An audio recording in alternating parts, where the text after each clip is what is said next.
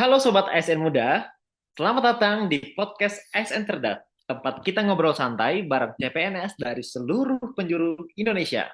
Kali ini, kita bahas tema yang lagi-lagi hangat banget, Smart Governance, tata kelola pemerintahan yang cerdas, efisien, dan penuh integritas. Tapi, kita nggak ngomong cuma teori doang nih ya. Hari ini kita bakal dengar cerita langsung dari teman-teman CPNS Badan Karantina Indonesia tentang praktik baik yang patut ditiru dan kebiasaan buruk yang sebaiknya kita tinggalkan aja. Yuk, kenalan dulu nih dengan narasumber-narasumber hebat kita. Halo teman-teman semuanya. Boleh nih perkenalkan dulu nih nama kalian sama asal kalian dari mana. Oke, mulai dari Kak Arki deh. Halo semua, saya Arki, CPNS dari BKHIP Papua Barat. Senang bisa ikut di sini.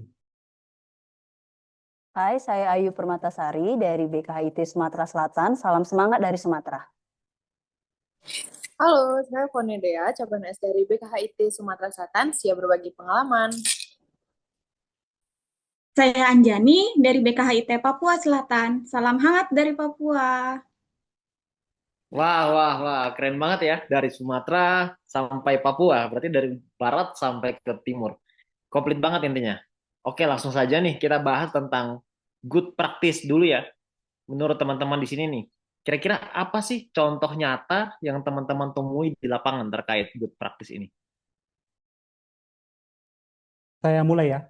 Di Badan Karantina Indonesia ada aplikasi pelayanan digital terpadu seperti PTK Online itu untuk pengguna jasa dan juga Best Trust untuk pejabat karantina.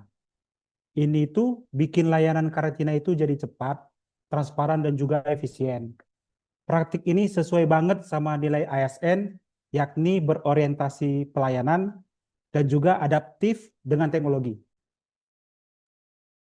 Saya tambahin, ada budaya menyapa dan kasih solusi langsung lewat chat online di layanan karantina. Ini bikin masyarakat merasa dihargai, bukan diabaikan. Menurut ini saya contoh ASN yang komunikatif dan kolaboratif yang bikin kepercayaan publik semakin naik. Wah, inspiratif banget ya. Sekarang kita boleh deh beralih dikit nih ke yang bad practice. Apa sih menurut teman-teman yang masih menjadi tantangan saat ini? Kalau menurut saya, yang masih jadi tandang salah satunya adalah pelayanan manual yang masih pakai berkat fisik dan tanda tangan berulang.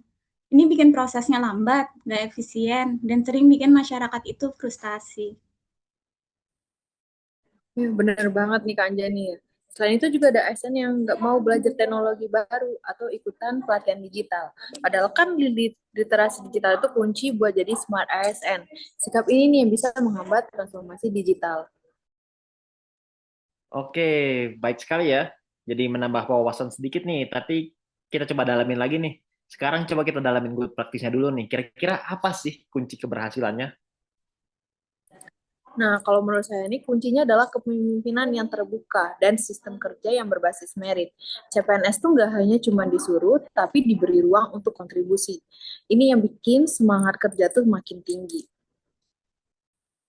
Ya, benar setuju sama Dea.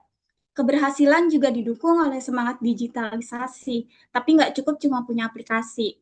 Harus ada pelatihan rutin, pendampingan, dan evaluasinya untuk bikin semua pegawai itu adaptif. Jangan lupa juga budaya kolaboratif. Di unit saya itu, CPNS diajak diskusi untuk perencanaan. Ini bikin kita merasa dilibatkan, bukan cuma pelaksana tugas. Wah, keren banget ya. Lalu gimana sih caranya biar praktik baik ini nih bisa menular ke unit lain atau instansi lain gitu? Harus ada sharing session antar unit, kolaborasi lintas sektor, dan penghargaan buat ASN inovatif. Bisa lewat forum rutin atau media internal instansi biar idenya semakin menyebar. Betul, Kak Ayu. Kita juga butuh role model dalam bekerja. Kalau semisal pimpinan atau senior konsisten jalankan praktek baik, kultur di unit lain ikut terpengaruh baik juga. Wah, bagus banget nih. Tadi kita udah bahas nih good practice. Sekarang soal bad practice lagi. Kira-kira apa sih penyebabnya dan apa strategi untuk pencegahan sama solusinya deh? Mungkin ke Anjani lagi deh, boleh. Penyebabnya seringkali resistensi terhadap perubahan. kesenjangan literasi digital, dan kurangnya pengawasan dan pimpinan. Nah, benar banget. Tadi Kak Anjani udah jelasin tentang penyebabnya. Terus solusinya itu mungkin kita perlu pendekatan coaching untuk ASN. Plus sistem evaluasi kinerja yang digital dan juga objektif. Jadi kinerjanya tuh terukur dan bukan asal jalan aja. Keren. Sekarang kita sudah sedikit memahami terkait dengan good practice sama bad practice. Sekarang coba deh kita hubungkan dengan manajemen ASN dan konsep smart ASN ini gitu. Menurut Kak Arki gimana nih hubungan semuanya ini? Menurut saya itu manajemen ASN haruslah berbasis merit, bukanlah senioritas. ASN yang berprestasi baiknya diberi ruang untuk berkembang. Kalau dari saya, smart ASN itu harus berakhlak, adaptif, kompeten, dan kolaboratif. Ini fondasi buat wujudin smart governance. Setuju banget sama Kak Arki dan juga Kak Anjani. Kalau semua ASN punya literasi digital dan semangat pelayanan smart governance, ini bukan hanya jadi cuman wacana, tapi juga akan jadi kenyataan. Menarik.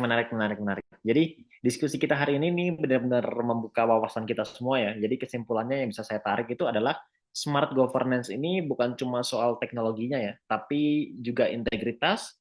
Yang pertama, yang kedua sistem merit, kemudian profesionalisme dari ASN itu sendiri. Nah, sebelum kita tutup nih, saya mau minta teman-teman kasih satu kalimat dari kalian semua nih, sesama CPNS, kita juga CPNS gitu ya. Mungkin bisa dimulai dari Kak Arki dulu ya, yang pertama. Kalimat-kalimat yang membangun lah. Satu kalimat ya, disiplin pribadi adalah langkah awal untuk pelayanan publik yang hebat. Berani jujur, berani berubah, ASN muda harus jadi penggerak.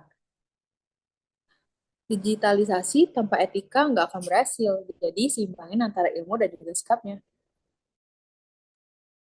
Jangan tunggu sistem berubah.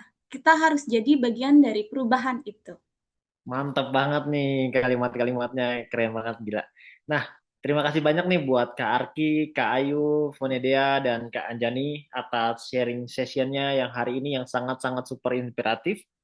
Nah, sebelum kita tutup nih, intinya saya mendapatkan satu pesan adalah smart governance itu dimulai dari ASN yang cerdas dan berakhlak tentunya.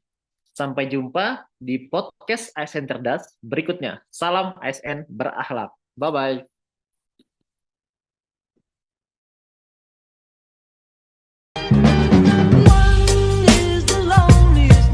That you'll ever do. Two can be as bad as one. It's the loneliest number since the